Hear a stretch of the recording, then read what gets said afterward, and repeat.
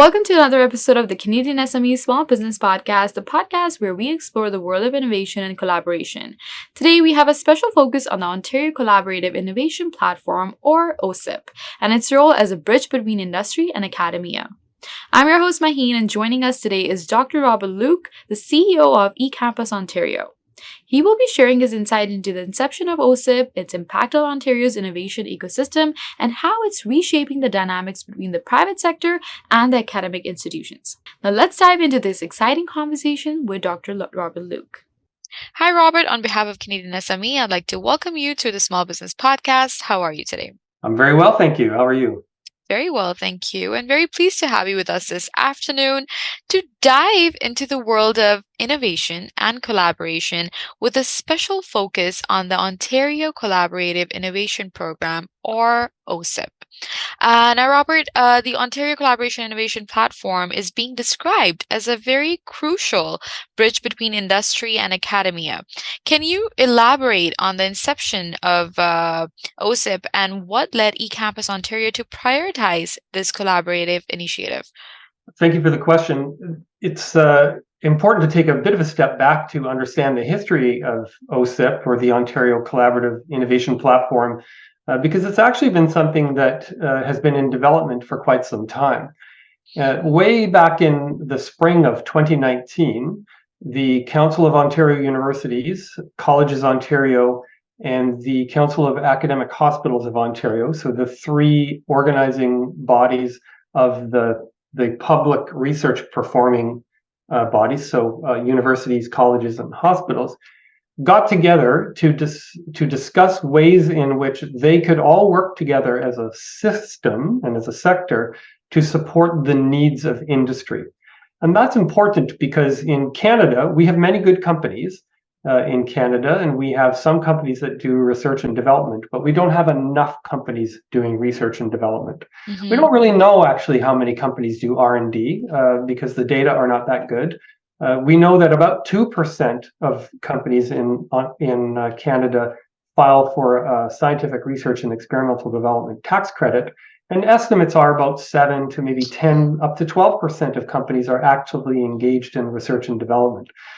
So we know as a society that in order to increase the economic productivity of businesses, particularly in a highly competitive global economy, we need to get more businesses doing research and development and innovation-related activities. And so way back in 2019, when I was part of a group that got together, we discussed ways that, is there something that we can do to help businesses more easily access the type of expertise that they need from any one of the public research performing bodies like the colleges and the universities and the hospitals. Fast forward to the start of the pandemic in 2020. I was the vice president of research for OCAD University at the time, and part of a city task force led by Councillor McKelvey to find ways to coordinate the 8 higher education institutions in Toronto to work together to effectively address COVID-19 issues that the city was having. And we had been developing this platform, what now is called OCIP. And so I volunteered to the city task force to say that, look, we could, we're already halfway there. We don't have the technology, but we've got agreement among the colleges and universities to use the same forms, use the same processes. And so let's do this as a matchmaking exercise in order to find people, experts in colleges and universities, to address these challenges that the city was facing. And that gave us the proof of concept for how OCIP could work. We are funded, eCampusOntario, so I have moved to eCampusOntario in that time, and we're funded by the Ministry of Colleges and Universities, who recognize this as an excellent opportunity to convene and cohere the colleges and the universities together to meet the innovation challenges of not just the cities, like the City of Toronto, but businesses. And so with funding from the Ministry of Colleges and Universities, we've been able to create this platform and do multiple pilots with businesses, working closely with, for instance, the Richmond Hill Small Business Economic Development Office to test and pilot the ways in which we can develop or provide the businesses with a matchmaking system that uses cognitive search and artificial intelligence to find the right expert at the right time for the right partner that or the innovation challenge that a business has. So that in 4 years is where we have come from, and we're really super pleased to be able to offer this to businesses across Ontario today. That's great. Now, Robert, you also mentioned in the press release that OCIP marks a significant step in strengthening Ontario's innovation ecosystem. How do you envision this platform reshaping the dynamics between the private sector and the academic institutions over the next 5 years? Another great question. The opportunity space here is significant. We have amazing expertise in our colleges and our universities and our Indigenous institutes who are interested and willing in working with the private sector to help them solve innovation challenges and to build their businesses. We know, as I said earlier, that research and development and innovation-related activities are important to competing in a global innovation economy. And our colleges and universities are expert at helping businesses and governments, but anybody who has a project, to demystify what innovation and R&D looks like, and to help them along the journey from idea to impact and invoice. Mm-hmm. And that's really important to understanding the potential to the point of your question. And right now, it could be confusing for businesses, for anybody really, to say, well, what is R&D? Like, what is innovation, and how do I get started? Do I even need to find a partner in a college or a university to help me demystify that? These businesses are busy. There's about 440,000 small companies in Ontario alone. There's about 1 million companies all told in Canada. But let's talk about Ontario. There's 440,000 small companies. There's 9,000 medium-sized ones and fewer than 2,000 large companies. Mm-hmm. And not enough of these companies today are currently performing R&D or innovation-related activities. And startups, new companies, small companies in really key sectors like health, IT, manufacturing, and automotive, they need help. Right. They maybe don't know where to go or how to get started. And we also know, by the way, that small companies that do R&D are more likely to survive and grow. Mm-hmm. And when we help de-risk research and development for companies through private and public partnerships, they are more likely to continue to innovate. So the potential here is really vast.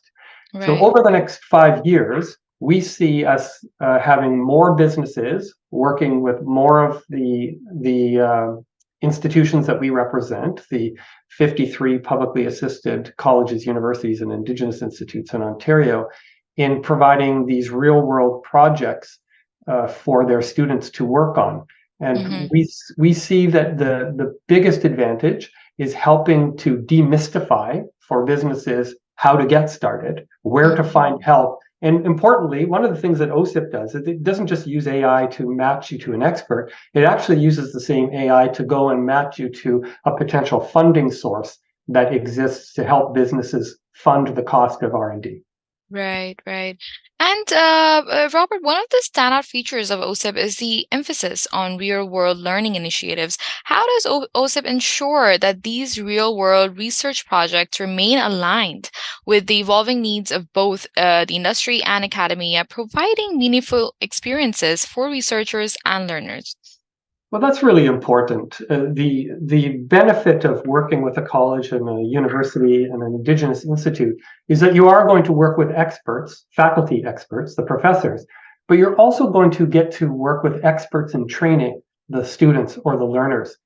And ensuring alignment is one of the things that OCIP does. We have basically a two-stage process that asks for a company to say, here's my innovation challenge.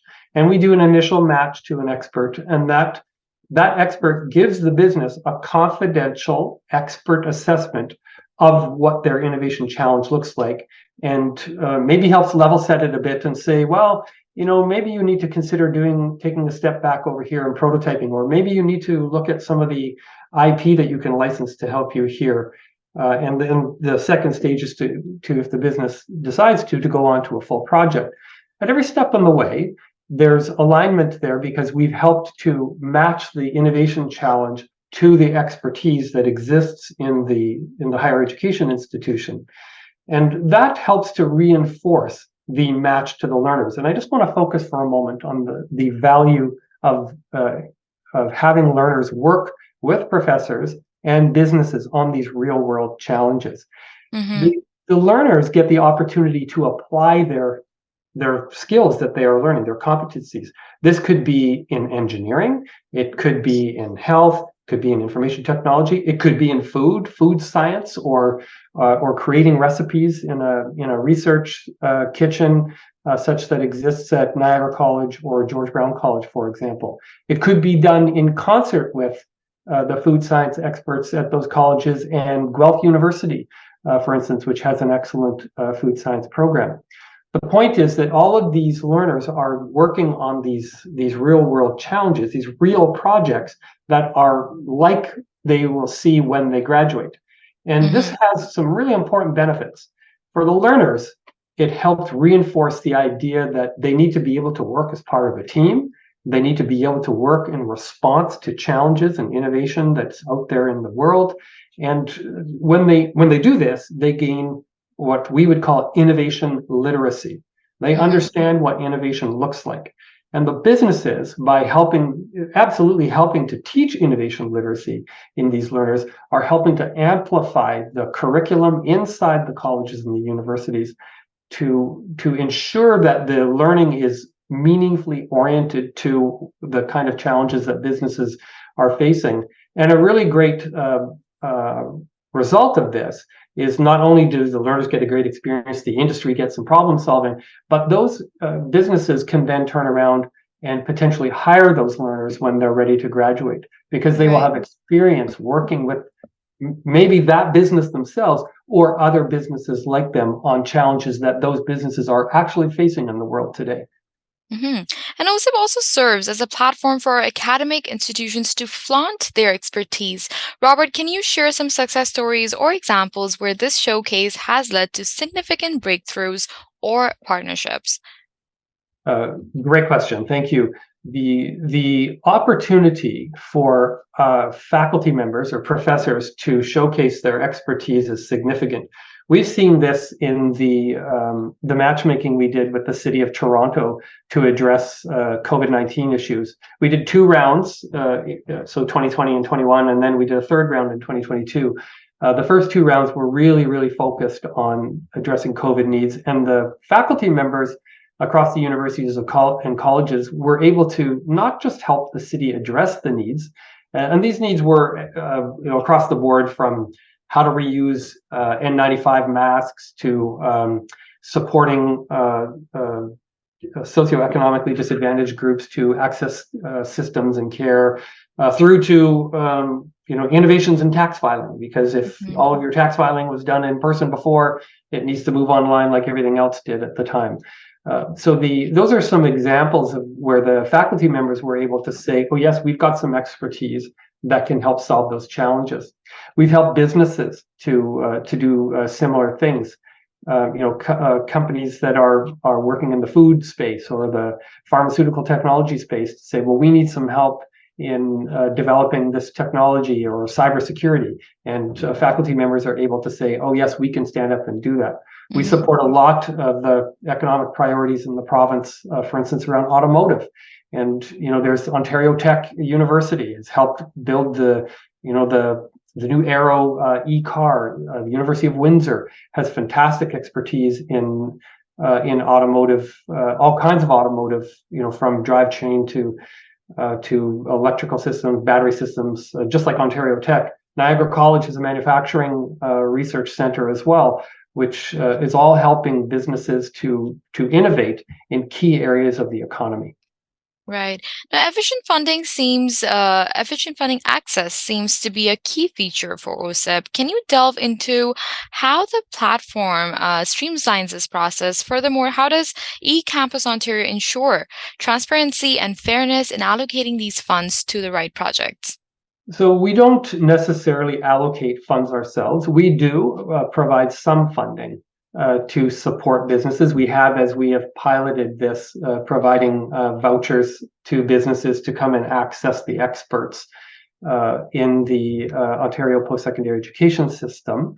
But the important part of your question is what we are doing to help demystify and de-risk the access to funding that does exist.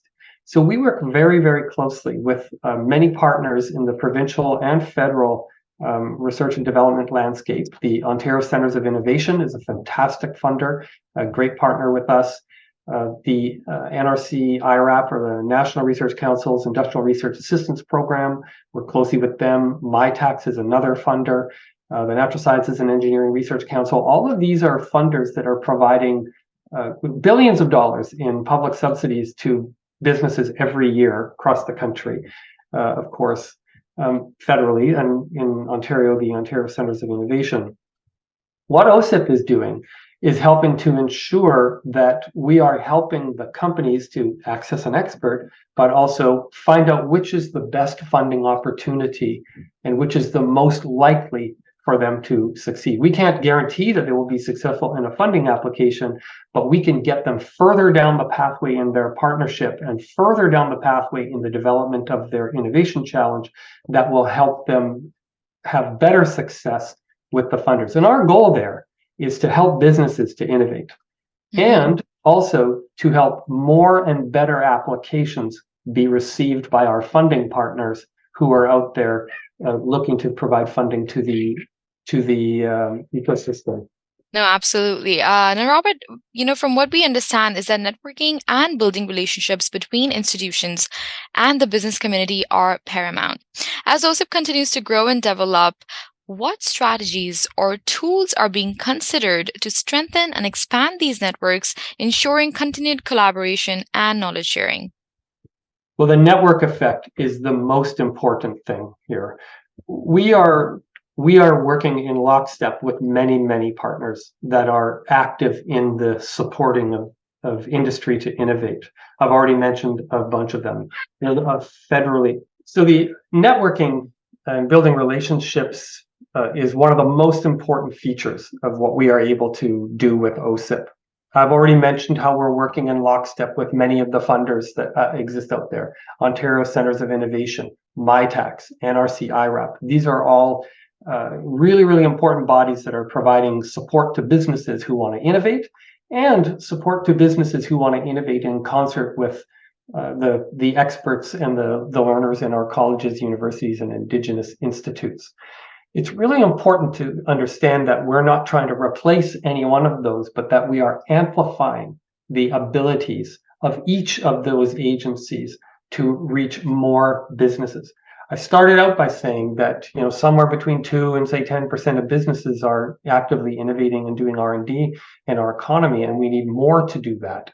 Well, we are providing the AI co-pilot, if you will, to help all of those people. So all of the people who are responsible for supporting businesses and businesses themselves to access experts that they might not know or might not know where to access today. And the important thing is that we're not trying to provide the one place where people can go to get access to support. And that support could be what I've mentioned already. It could be the expertise to address an innovation challenge, access to funding opportunities, but also workforce training. You might want to provide some workforce training on intellectual property, and we can help refer you, for instance, to the IP Ontario, which runs excellent programs on intellectual property training for businesses and anybody who's innovating. So what we're trying to do is create a no wrong door approach into the innovation ecosystem. And that no wrong door approach means that it doesn't matter where you are. It doesn't matter who you're talking to at that moment or what your particular interest is, that you always have access to the entirety of the network that exists across the entire province.